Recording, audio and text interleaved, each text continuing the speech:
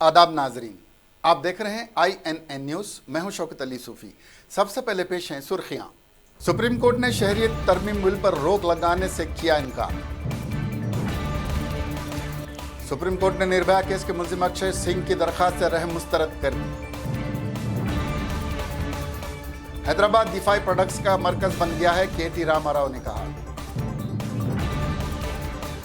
वजीर आजम का अपोजिशन को चैलेंज, क्या वो सभी पाकिस्तानियों को हिंदुस्तानी शहरियत देने तैयार हैं? अवामी इमलाक को नुकसान पहुंचाने वालों को जला देना या गोली मार देना चाहिए, रेलवे मिनिस्टर का मुतनाज़ा बयान। पद्मश्री मुश्तबा हुसैन ने कहा कि वो शहरियत तरमीमी बिल के खिलाफ अपना अवार्ड लौटा देंगे। अब खबरें तफसील से। सुप्रीम कोर्ट ने शहरियत तरमीमी कानून के खिलाफ अर्जियों की आज समाअत की और मरकजी हुकूमत को नोटिस जारी करके जवाब तलब किया है। ताहम सुप्रीम कोर्ट ने इस कानून पर रोक लगाने से इनकार कर दिया।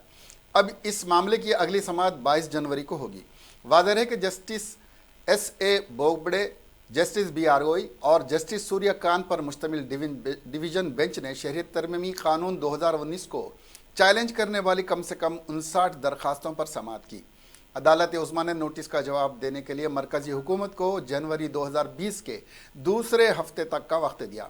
कांग्रेस लीडर जयराम रमेश, तृणमूल कांग्रेस की पार्लियामेंट मेंबर महुआ मोइत्रा और दीगर रहनुमाओं, इनफरादी और गैर सरकारी तंजीमों की जानिब से पेश हो रहे वकला की इस दरख्वास्त को मुस्तरद कर दिया, जिसमें इस कानून पर रोक लगाने की मांग की गई थी। शहरियत तरमीमी कानून के मुताबिक हिंदू, सिख, बौद्ध, जैन, पारसी और ईसाई बरादरी पाकिस्तान के वो लोग जो बांग्लादेश और अफगानिस्तान में मजहबी जुल्म सितम का शिकार हैं और 31 दिसंबर 2014 तक हिंदुस्तान आ चुके हैं, उन्हें गैर कानूनी महाजरीन नहीं बल्कि हिंदुस्तानी शहरी समझा जाएगा। दरख्वास्त गुजारों का कहना है कि शहरियत देने की बुनियाद मजहब को बनाया गया है, जो कि हिंदुस्तानी आइन के खिलाफ है।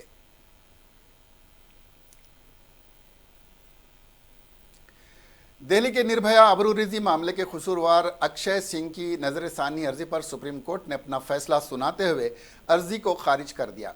Justice R Bhanumati, justice Ashok Bhushan और जस्टिस SA बोपन्ना की बेंच ने आज तकरीबन 1 घंटे तक अर्जी गुजारों और इस्तेखाज़ा फरीक की दलीलें सुनने के बाद दोपहर 1 बजे अपना फैसला सुनाया। कबल अर्जी अक्षय सिंह की जानिब से पेश वकील AP सिंह ने सुप्रीम कोर्ट में दलीलें दी और कहा कि मामले की जांच सवाल के घेरे में है।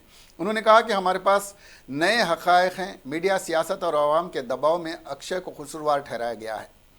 AP सिंह ने कहा कि मुतासिरा का दोस्त मीडिया से पैसे लेकर इंटरव्यू दे रहा था, इससे केस मुतासिर हुआ, वो मुसद्दक़ा गवाह नहीं था। इस पर जस्टिस भूषण ने कहा कि इसका इस मामले से क्या ताल्लुक़ है। वकील ने कहा वो लड़का मामले में अकलुता चश्मदीद गवाह है, इसकी गवाही मायने रखती है। AP सिंह ने वैन इंटरनेशनल केस में स्कूल तालिब इल्म के कत्ल की मिसाल दी। उन्होंने कहा कि इस मामले में बेकसूर को फंसाया गया था, अगर CBI की तफ्तीश नहीं होती तो सच सामने नहीं आता, इसलिए हमने इस केस में CBI जांच का मुतालबा किया था, उन्होंने कहा। तेलंगाना के वजीर इंफॉर्मेशन टेक्नोलॉजी और बल्दी नज़्म व नक्श ने आज हैदराबाद के एक होटल में मुनक्किद सेमिनार से खिताब करते हुए कहा कि हैदराबाद एरो स्पेस और दिफाई इंडस्ट्रीज़ के लिए एक बेहतरीन प्लेटफार्म है। यह सेमिनार जो इंडिया US रिलेशनशिप डिफेंस के उन्वान से मुनक्किद किया गया था। KT रामाराव ने कहा कि हैदराबाद में दिफाई अशिया कम कीमत पर तैयार किए जा सकते हैं। उन्होंने कहा कि बोइंग के साथ एक माहिदा किया गया है, जिसकी रूह से बोइंग मौजूद तकनीकी मदद नए इंडस्ट्रीज़ के लिए मुहैया करेगी। KT रामाराव ने कहा कि हैदराबाद में बैनुल-अक़वामी सतह के मेयार के साथ बेहतरीन सहूलियात मुहैया की जाएंगी। उन्होंने कहा कि हैदराबाद एयर डिफेंस प्रोडक्ट्स के लिए एक मरकज़ बन गया है। KT रामाराव ने कहा कि बड़ी बड़ी कंपनियां जैसे बोइंग, GE और अडानी यहां पर अपने प्रोडक्ट्स तैयार कर रही हैं। उन्होंने कहा कि इस वक्त 25 एरोस्पेस और 12 डिफेंस की कंपनियां हैदराबाद में मौजूद हैं। KT रामाराव ने कहा कि आलमी मियार की दिफाई यूनिवर्सिटी हैदराबाद में जल्द ही कायम की जाएगी।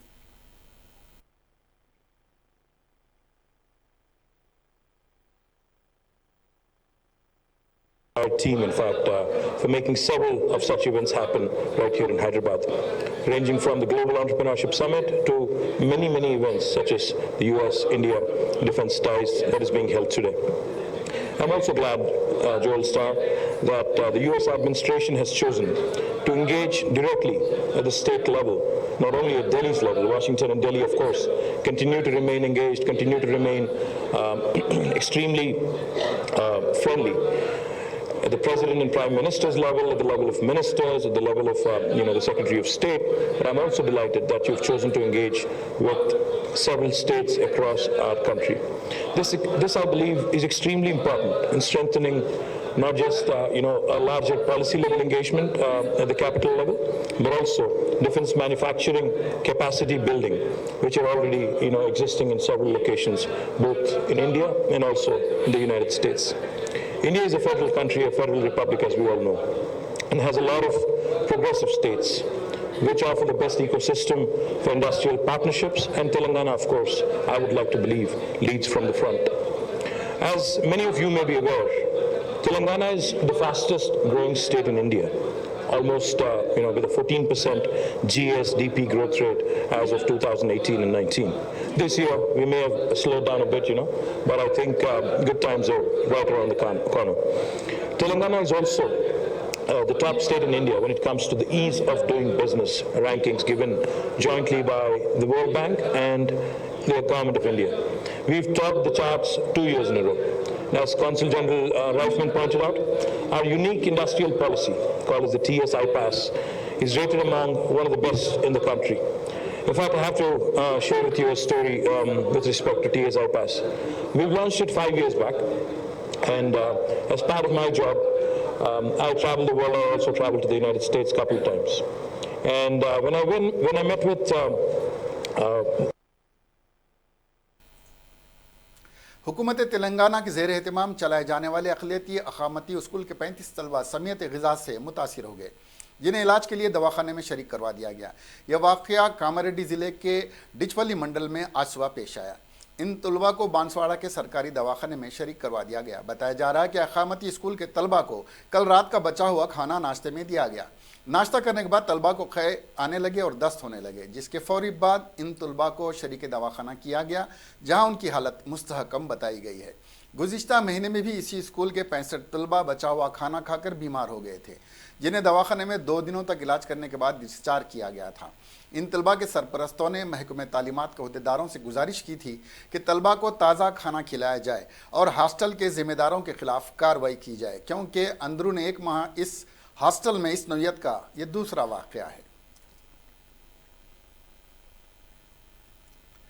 हैदराबाद की वेटनरी डॉक्टर दिशा की असमत रेजी और कत्ल मामले में चट्टानपल्ली का नाम भी बार बार दोहराया गया था, जहां पर यह लर्ज़ाखेज़ वारदात अंजाम दी गई थी।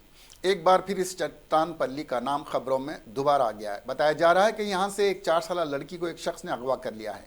पुलिस के मुताबिक शिवा नामी इस शख्स की कमसिन बेटी को किसी ने अगवा कर लिया है। शिवा इस गांव में टीचर है। उसकी लड़की अलशाजी नगर पब्लिक स्कूल में पढ़ती है।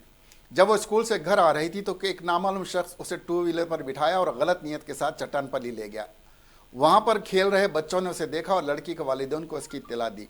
वालिदैन ने इस वाक़े की इत्तला पुलिस को दी। पुलिस ने फौरी हरकत में आते हुए लड़की की तलाश शुरू कर दी है।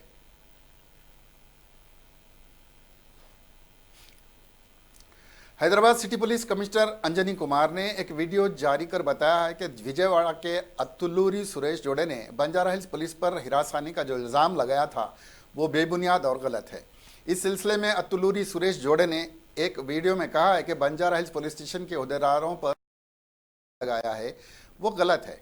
इस जोड़े ने कहा कि वो इनके दिमाग का फतूर था और उन्होंने मीडिया से खिताब करके और ये झूठी खबर देकर उन्होंने मीडिया के नुमाइंदों को भी वक्त बर्बाद किया है, जिसके लिए वो सभी से माफ़ी मांगते हैं। इस जोड़े ने यह भी कहा कि उन्होंने बंजारा हिल्स पुलिस अहदेदारों पर जो इल्ज़ाम लगाया है उसका उनके पास न कोई सबूत है और न जवाब। अत्तुल्लूरी सुरेश जोड़ा जो यूसुफगुड़े में रहता है, बंजारा हिल्स पुलिस स्टेशन में एक शिकायत दर्ज करवाने गया था, जिसके बाद उन्होंने सोशल मीडिया पर एक झूठा वीडियो अपलोड किया और कहा कि बंजारा हिल्स पुलिस ने उन्हें गिरफ्तार करके जिस्मानी अजियत दी और असमत पर हमला किया। बंजारा हिल्स पुलिस स्टेशन ने अत्तुल्लूरी सुरेश जोड़े के इल्ज़ाम की पहले ही तरदीद कर दी थी।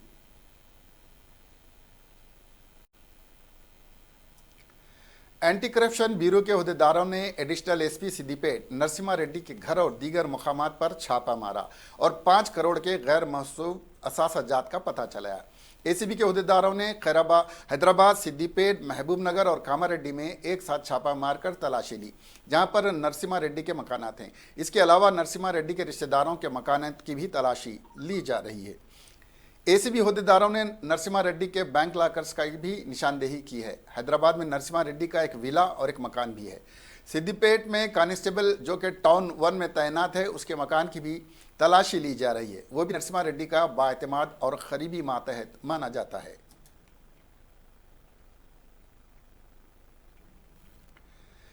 हैदराबाद की शान और पहचान चार मीनार 428 साल पुरानी इमारत है। इसके ऊपर एक खूबसूरत मस्जिद भी बनी हुई है। 50 साल पहले तक चार मीनार के दामन में कोई मंदिर भी नहीं था, लेकिन इस वक्त चार मीनार को पेवस्त करके एक मंदिर बनाया गया है, जिसे भाग्य लक्ष्मी मंदिर का नाम दिया गया है। ये तारीखी मंदिर है या नहीं, इस पर महकमे आसार क़दीमा के पास इसका कोई रिकॉर्ड नहीं है। बापू नगर अंबरपेट के रहने वाले मोहम्मद मुजीब की ने इस सिलसिले में महकमे आसार क़दीमा में कानून हक़ इत्तलात के तहत दरख्वास्त दाखिल की थी। Central public information commissioner Samita S Kumar की जानिब से दिए गए जवाब में कहा गया है कि मंदिर गैर कानूनी है और उसका कोई रिकॉर्ड नहीं है। ताहम archaeology survey of India Hyderabad, ज़िले कलेक्टर हैदराबाद और डायरेक्टर जनरल महकमे आसार क़दीमा हिंद ने नई दिल्ली के दरमियान मंदिर से मुताल्लिक़ ख़तो किताबत होती रहती है।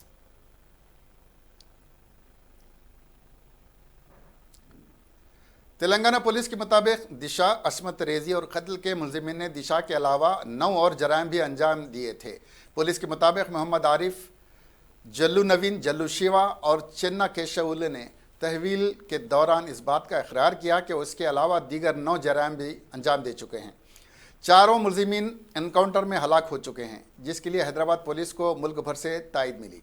ज़राए के मुताबिक मोहम्मद आरिफ और चिन्ना केशवुल ने एतराफ़ किया है कि उन्होंने और भी अस्मत रेजी, कत्ल और जलाने के 3 वाक़यात अंजाम दिए हैं, जो रंगारेड्डी, संगारेड्डी और महबूब नगर ज़िले में अंजाम दिए गए। इसके अलावा दीगर 6 मुजरिमाना वारदातें उन्होंने तेलंगाना और कर्नाटक के बॉर्डर पर अंजाम दिए हैं। ये मुलजिमीन उमूमन कर्नाटक से हैदराबाद को अशियाए ज़रूरिया ट्रांसपोर्ट करते थे।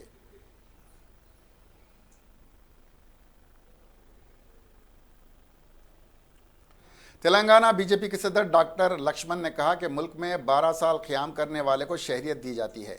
मीडिया से बात करते हुए उन्होंने कहा कि शहरियत बिल किसी शहरियत मनसूख करने के लिए नहीं है, बल्कि शहरियत देने के लिए है।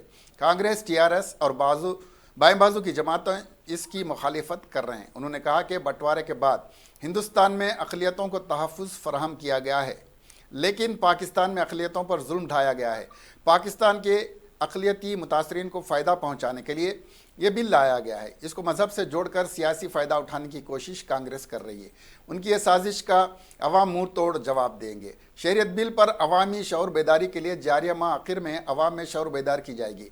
लक्ष्मण ने कहा कि बहुत जल्द NRC बिल लाया जाएगा, क्योंकि हैदराबाद में गैर कानूनी शहरी मौजूद हैं, उनको बाहर निकालने की ज़रूरत है। उन्होंने TRS को निशाना बनाते हुए कहा कि कौन से मुसलमानों को शहरियत देना चाहते हैं, इसका खुलासा करना चाहिए।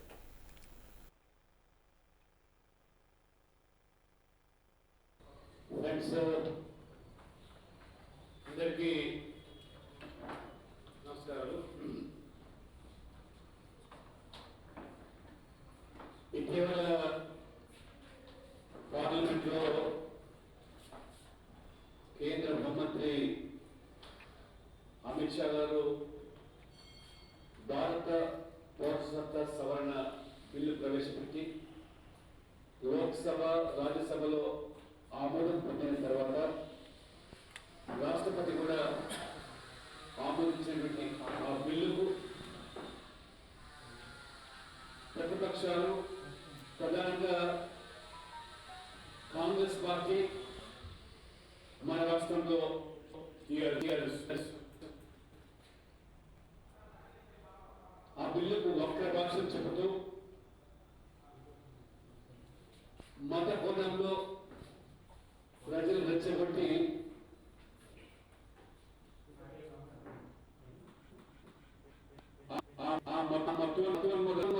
రాజకీయాల్లో మంత్రులు చలి కాచుకునే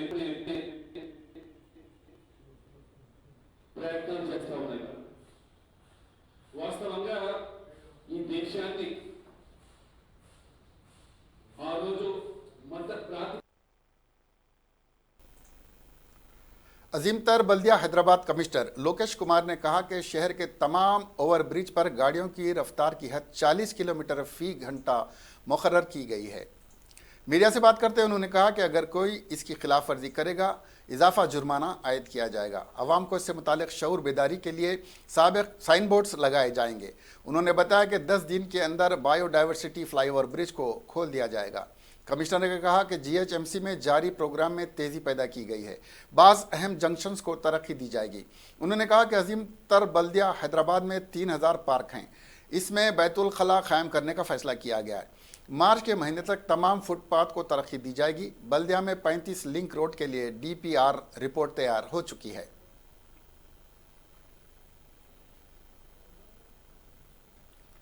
क्रिसमस त्यौहार के मौके पर गरीब क्रिश्चियंस में वजीर T श्रीनिवास यादव ने गिफ्ट पैकेट तकसीम किए हैं। बंसीलाल पेट में मुनक़िद तकरीब में गिफ्ट पैकेट तकसीम करने के बाद खिताब करते हुए उन्होंने कहा कि तेलंगाना हुकूमत तमाम फ़िरक़ों को खुश रखने के मकसद से हर त्यौहार को सरकारी तौर पर मना रही है। उन्होंने कहा कि हर साल की तरह इस साल भी गरीब क्रिश्चियंस में गिफ्ट पैकेट तकसीम किए गए। सनत नगर असम्बली हल्के में 5000 गिफ्ट पैकेट तकसीम किए जा रहे हैं। इसके अलावा रियासत भर में वज़रा और अरकान मकन्नना ने गिफ्ट पैकेट्स तकसीम किए।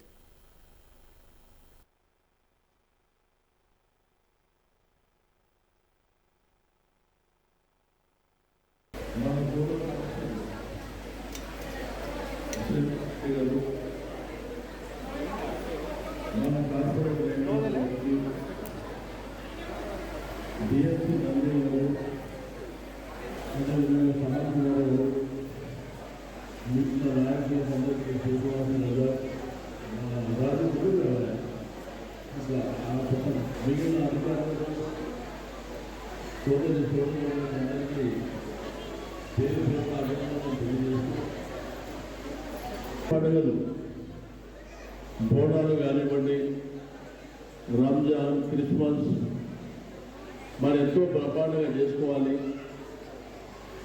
పేదరికంలో ఉన్నవాళ్ళు तेलंगाना कांग्रेस पार्टी के फ्लोर लीडर भट्टी विक्रमार्का ने कहा कि हुकूमत कर्ज लेना बंद करे, अवाम पर बोझ कम पड़ेगा। मीडिया से बात करते हुए उन्होंने कहा कि हुकूमत के कर्ज का बोझ अवाम उठा रही है। मिशन भगीरथा प्रोजेक्ट के लिए कर्ज को अवाम के शराब पिलाकर अदा करना चाहते हैं। उन्होंने कहा कि आम आदमी से सालाना शराब के ज़रिए 25,000 करोड़ रुपए वसूल किए जा रहे हैं, इसलिए अवाम को शराब का गुलाम बनाने के लिए खुलेआम शराब को फ़रोग़ दिया जा रहा है। उन्होंने हुकूमत से मुतालबा किया कि फ़ौरन बेल्ट शॉप्स परमिट रोम और कौमी शहरों के शराब की दुकानों को बंद कर दें और हुकूमत मुस्तक़बिल मज़ीद कर्ज ना ले। उन्होंने कहा कि अगर शराब पर काबू नहीं पाया गया तो बड़े पैमाने पर अवामी तहरीक चलाई जाएगी। उन्होंने कहा कि KCR की मनमानी कर्ज लेने से उसका बोझ रियासत पर पड़ रहा है।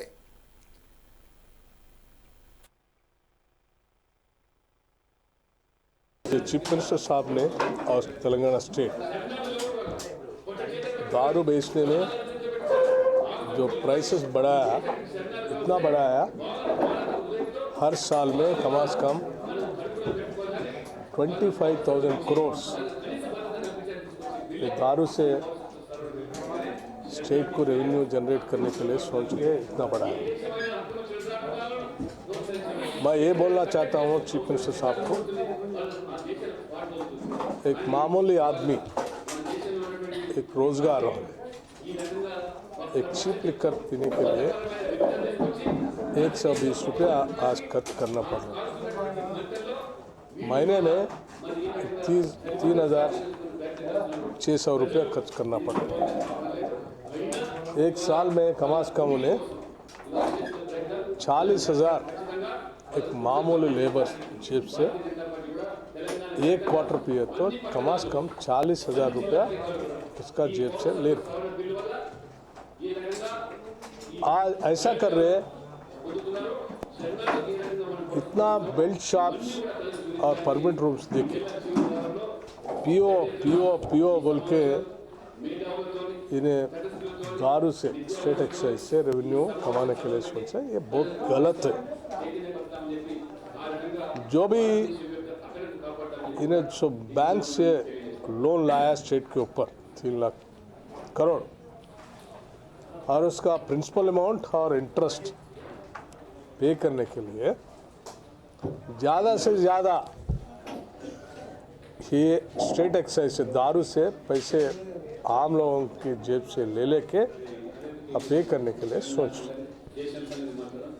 मैं ये बोलना चाहता हूँ, आप 3 लाख करोड़ और आगे दिनों में जो लाने वाले पैसे बैंक से, वो भी ये आम आदमी लोगों के ऊपर डालने के लिए आप सोचें, ये गलत है। मैं हर आदमी को ये रिक्वेस्ट करना चाहता हूँ, ये स्टेट गवर्नमेंट जो फाइनेंशियल इंडिसिप्लिन और जो लोना मंगा रहे बैंक से, ये पूरा अपना जेबों से खाली कर रहे, एक बार सोचना है इसके वजह से, इसके बारे में। और स्टेट गवर्नमेंट को भी ये बोलना चाहता हूँ, आप भी एक बार सोचना, दारू बंद करा दीजिए। दारू से बहुत लोगों का ज़िंदगी खराब हो रहा है।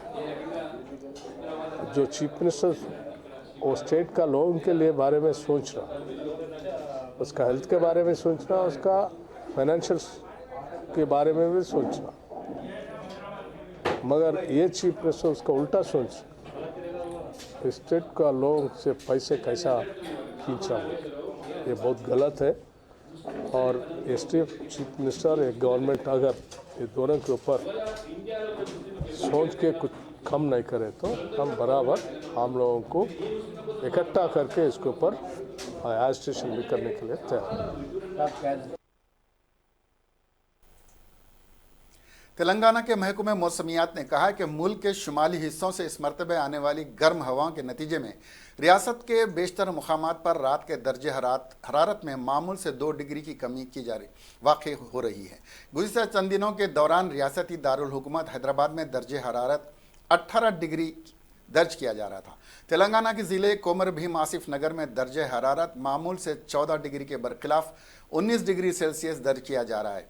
महकमा मौसमियात हैदराबाद की डायरेक्टर के नागरत्ना ने कहा कि हवाओं में तब्दीली शहर यानी गाड़ियों की आलूदगी में इजाफा और बारिश के नतीजे में दर्जे हरारत में इजाफा हुआ है।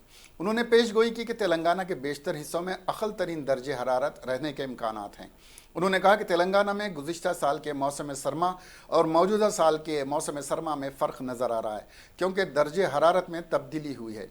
इस दौरान रियासत के कई मकामात पर सुबह की अवलिन सातों में दर्जे हरारत में कमी दर्ज की गई है। वज़ीर-ए-आज़म नरेंद्र मोदी ने आज कांग्रेस और अपोजिशन पार्टियों पर शहरियत तरमीमी कानून को लेकर झूठ फैलाने का इल्ज़ाम लगाया। पीएम मोदी ने अपोजिशन को आमतौर से ऐलान करने का चैलेंज किया कि वे सभी पाकिस्तानियों को हिंदुस्तानी शहरियत देने के लिए तैयार हैं। वज़ीर-ए-आज़म नरेंद्र मोदी ने कांग्रेस और इसकी साथी पार्टियों को यह चैलेंज भी किया कि जम्मू कश्मीर में आर्टिकल 370 को फिर से नाफिज करके और 3 तलाक कानून को ख़त्म करके दिखाएं। झारखंड के भोगनाढिया में एक इंतखाबी रैली में पीएम ने कहा कि शहरियत के कानून में तरमीम से कोई शहरी मुतासिर नहीं होगा। कांग्रेस मुश्किल पैदा करने के लिए लोगों को भड़का रही है। उन्होंने कहा कि शहरियत तरमीमी कानून ना तो किसी हिंदुस्तानी के हुकूक लेना है और ना ही उसे किसी तरह से नुकसान पहुंचाना है। कांग्रेस पर शहरियत के कानून के बारे में झूठ फैलाने का इल्ज़ाम लगाते हुए उन्होंने कहा कि अपोजिशन पार्टियां हिंदुस्तान में मुसलमानों के लिए खौफ व हिरास का माहौल पैदा कर रही हैं। मोदी ने अपने सियासी हरीफों से कहा कि वो गंदी सियासत बंद करें और मुल्क के माशरी ताने बाने को ख़त्म ना करें। वज़ीर-ए-आज़म ने कहा कि मैं बहादुरी की इस सरजमीन से कांग्रेस उसके दोस्तों को खुलेआम चैलेंज करता हूं कि अगर हिम्मत है तो एक अवामी ऐलान करें कि वो तमाम पाकिस्तानियों को हिंदुस्तानी शहरियत देने के लिए तैयार हैं। साथियों, मैं कांग्रेस सहित उन तमाम दलों को इस वीरों की धरती से आज चुनौती देता हूं।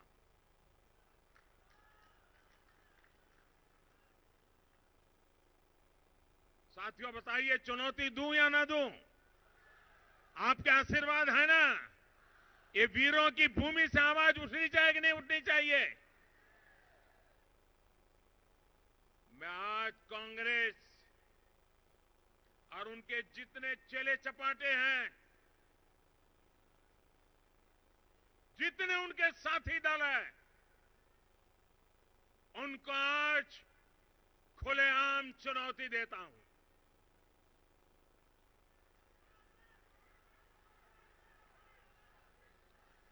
अगर उनमें हिम्मत है,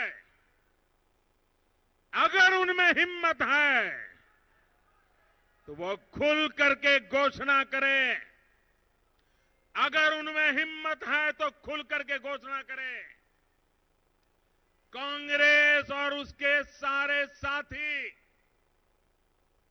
खुल करके घोषणा करें कि वो पाकिस्तान के हर नागरिक को भारत की नागरिकता देने के लिए तैयार है।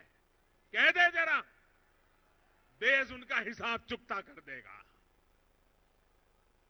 इतना ही नहीं, अगर कांग्रेस में साहस है तो खुलकर यह भी घोषणा करे कि वो जम्मू कश्मीर और लद्दाख में फिर से आर्टिकल 370 को लागू करेंगे।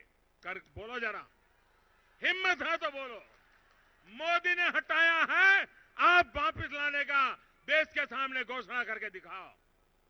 गुमराह कर रहे हो लोगों को। अरे कांग्रेस में हिम्मत है, कांग्रेस में हिम्मत है। अरे कांग्रेस के साथियों में हिम्मत है तो वो ये भी खुल करके घोषणा करें। कांग्रेस के सीनियर लीडर पी चिदंबरम ने पाकिस्तानियों को शहरियत देने को लेकर अपोजिशन पार्टी को किए गए चैलेंज के सिलसिले में वजीर आजम नरेंद्र मोदी पर आज हमला बोल दिया। साबिक मरकजी वजीर चिदंबरम ने वजीर आजम के इस तबसरे पर राय दे रहे थे, जिसमें मोदी ने अपोजिशन कांग्रेस को अवामी तौर पर यह ऐलान करने का चैलेंज किया था कि कांग्रेस अवामी तौर पर ऐलान करे कि वो तमाम पाकिस्तानियों को भारतीय शहरियत देने के लिए तैयार है। चिदंबरम ने पूछा, हम इन लोगों को शहरियत क्यों देंगे जो पहले से ही पाकिस्तान के शहरी हैं। अपोजिशन को इस तरह के चैलेंज देने का क्या मतलब है। कांग्रेस लीडर ने कहा कि ये खुशगवार है कि नौजवान नस्ल एतदाल पसंद, सेक्युलर, रवादार है और इंसानियत की सिफात दिखा रही है।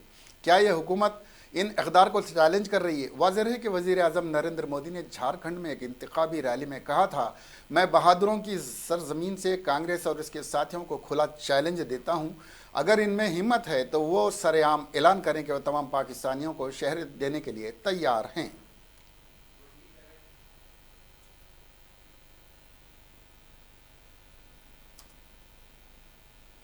मरकजी ममलिकत वजीर रेलवे सुरेश आंगड़ी ने आज एक मुतनाज़ा बयान दिया। शहरियत तरमीमी कानून के खिलाफ जारी पुरतशद्दुद मुजाहरों के दरमियान मगरबी बंगाल के रेलवे स्टेशन मुर्शिदाबाद को जलाने के वाक़े पर तबसरा करते हुए उन्होंने कहा कि जो लोग अवामी इमलाक को बर्बाद कर रहे हैं उन्हें मौके पर ही जिंदा जला दिया जाना चाहिए। आंगड़ी ने कहा कि मरकजी काबीना के जिम्मेदारों से उन्होंने कहा कि जो अवामी इमलाक को बर्बाद करते हैं उन्हें गोली मार देनी चाहिए।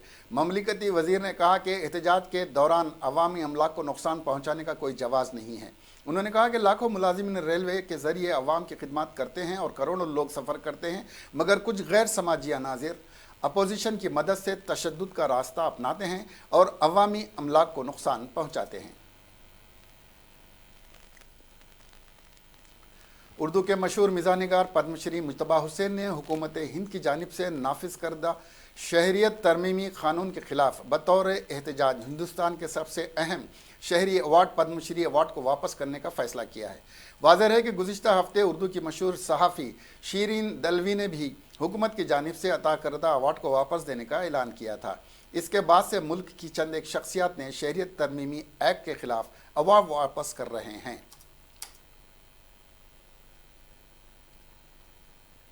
कर्नाटक चीफ मिनिस्टर येडियुरप्पा ने आज ऐलान किया कि उनकी रियासत ने शहरियत तरमीमी कानून लागू किए जाने को लाजमी कर लिया है।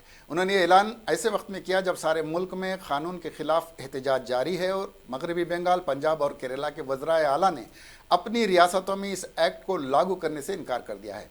शहरियत तरमीमी कानून 2019 पाकिस्तान, अफगानिस्तान और बांग्लादेश से आए हिंदू, सिख, ईसाई, बुद्ध मत और पारसियों को शहरियत देने की बात करता है, लेकिन उन्हें ममालिक से आए हुए मुसलमानों को शहरियत देने से इनकार करता है।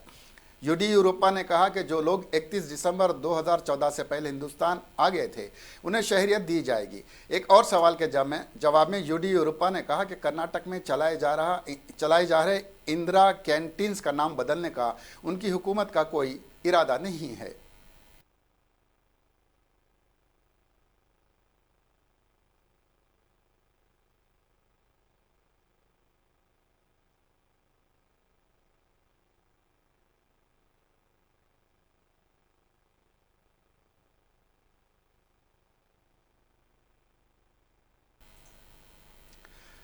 आखिर में सुर्खियां एक बार फिर। सुप्रीम कोर्ट ने शहरियत तरमीम बिल पर रोक लगाने से किया इनकार। सुप्रीम कोर्ट ने निर्भया केस के मुलजिम अक्षय सिंह की दरखास्त से रहम मुस्तरद कर दी। हैदराबाद दिफाई प्रोडक्ट्स का मरकज बन गया है, केटी रामाराव ने कहा। वजीर आजम का अपोजिशन को चैलेंज, क्या वो सभी पाकिस्तानियों को हिंदुस्तानी शहरियत देने तैयार हैं? अवामी इमलाक को नुकसान पहुंचाने वालों को जला देना या गोली मार देना चाहिए, रेलवे मिनिस्टर का मुतनाज़ा बयान। पद्मश्री मुस्तफा हुसैन ने कहा कि वो शहरियत तरमीमी बिल के खिलाफ अपना अवार्ड लौटा देंगे। अब हमें दीजिए इजाजत। खुदा हाफिज।